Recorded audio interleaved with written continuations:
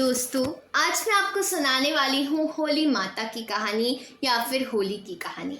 बहुत समय पहले हिरण्याकश्यप नाम के राक्षस ने ब्रह्मा देव की तपस्या करके अमर होने का वरदान मांगा। जब ब्रह्मा देव ने अमरता का वरदान देने से मना किया तो उसने मांगा कि उसे संसार में रहने वाला कोई भी जीव जंतु, राक्षस, देवी देवता और मनुष्य मार ना पाए। साथ ही न वो दिन में मरे ना ही रात में मरे, ना तो पृथ्वी में मरे ना ही आकाश में मरे, ना तो घर के अंदर बढ़े और ना ही घर के बाहर मरे, ना ही शस्त्र से मरे और ना ही अस्त्र से मरे। हिरण्याकश्यप की तपस्या से ब्रह्मादेव खुश थे ही, इसलिए अमरता के लिए एक वरदान के बदले उन्होंने ये सारे वरदान उसे दे दिए। इसे पाकर उसने हर जगह तबाही मचाना शुरू कर दिया। उससे मनुष्य ही नहीं देवता भी परेशान रहने लगे। वह अपनी शक्ति से दुर्बलों को सताने लगा। हिरण्याकश्यप से बचने के लिए लोगों को हिरण्याकश्यप की पूजा करनी पड़ती थी। भगवान की जगह जो भी हिरण्याकश्यप की पूजा करता वह उसे छोड़ देता, और जो उसे भगवान मानने से मना करता उसे मारता और अन्य सजाएं देता। समय के साथ राक्षस हिरण्याकश्यप का आतंक बढ़ता गया। कुछ वक्त बीतने पर हिरण्याकश्यप के घर विष्णु भगवान के परम भक्त प्रहलाद का जन्म हुआ। हिरण्याकश्यप ने प्रहलाद को कई बार विष्णु भगवान की पूजा करने से मना किया और कहा, मैं ही भगवान हूँ, तुम मेरी आराधना करो।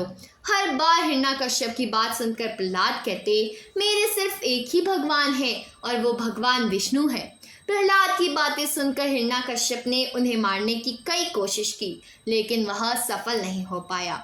भगवान विष्णु अपनी शक्ति से हर बार हिरण्याकश्यप के सारे प्रयास विफल कर देते थे। एक दिन हिरण्याकश्यप के घर उसकी बहन होलिका आई। होलिका के आग में ना जलने का वरदान प्राप्त था। उसके पास एक कंबल था जिसे लपेटकर यदि वह आग में चली जाए तो आग उसे नहीं जला सकती थी। हिरण्याकश्यप को अपने बेटे से परेशान देखकर होलिका ने कहा, भैया मैं अपनी गोद में प्रहलाद को लेकर आग में बैठ जाऊंगी, जिससे वह जल जाएगा और आपकी परेशानी भी खत्म हो जाएगी। हिरण्याकश्यप ने इस योजना के लिए हामी भर दी। होलिका ने अपनी गोद में प्रहलाद को बिठाकर आग पर बैठ गई। उसी वक्त भगवान की कृपा से होलिका का कंबल प्रहलाद के ऊपर जा गिरा और होलिका जलकर राख हो गई। प्रहलाद एक बार फिर प्रभु विष्णु की कृपा से बच गए। आग में जिस दिन होलिका जलकर भस्म हो गई, उसी दिन को आज तक लोग होलिका दहन के नाम से जानते हैं। उसे बुराई पर अच्छाई के रूप में देखते हुए खुशी में होलिका दहन के अगले दिन रंगों से होली खेली जाती है। तो दोस्तों, होली की कहानी यही है और कहानी से सीख मिलती है, बुराई कितनी भी ताकतवर हो, एक दिन जीत अच्छाई की ही होती है। इसी वजह से हमेशा बुराई का मार्ग छोड़कर अच्छाई का मार्ग अपनाना चाहिए।